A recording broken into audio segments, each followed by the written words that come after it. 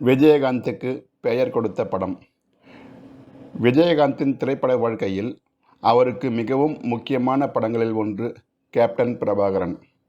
இந்த படம் 1991ஆம் ஆண்டு வெளிவந்தது. விஜயகாந்திற்கு 100வது படமாக இது அமைந்தது. இந்த திரைப்படத்தில் காடு, மலை, அருவி என அத்தனை இயற்கை காட்சிகளும் அழகுற படம் பிடிக்கப்பட்டிருக்கும். விஜயகாந்த் ரசிகர்களை மட்டுமல்லாது அனைவரையும் இப்படம் மிக அதிக அளவில் கவர்ந்தது. திரையிட்ட இடங்களிலெல்லாம் தீபாவளி என்ற அளவில் இப்படம் மிகப்பெரிய வெற்றி பெற்றது. படத்தில் 2 பாடல்கள்தான் என்றாலும் அந்த 2 பாடல்களும் மிகப்பெரிய வெற்றி பெற்றன.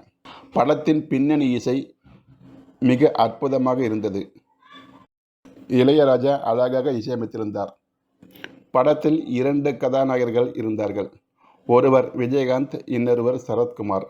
படம் ஆரம்பித்து 1/2 மணி நேரத்திற்கு பிறகுதான் விஜயகாந்த் அறிமுகமாவார். அந்த அறிமுகமாகும் காட்சியே அமர்க்களமாக இருக்கும். படத்தில் வில்லனாக மன்சூர் அலிகான் கதாபாத்திரம் மிகவும் நன்றாக இருக்கும். இந்த திரைப்படம் விரைவில் அதிநவீன 4K தரத்தில் மறு வெளியீடாக உள்ளது என செய்திகள் வெளியாகி உள்ளது. விஜயகாந்தின் பெயருக்கு முன்னால் கேப்டன் என்ற பட்டமும் இந்த படத்திற்கு பிறகு அவருக்கு கிடைத்தது. அதேபோல் புரட்சி கலைஞர் என்ற பட்டமும் இந்த படத்தில்தான் முதலாக டைட்டிலில் போடப்பட்டது. விஜயகாந்தை தேமுதிக தொண்டர்கள் கேப்டன் என்றே சுருக்கமாக அழைப்பார்கள். அந்த கேப்டன் என்ற அடைமொழியை இந்த படம்தான் அவருக்கு கொடுத்தது.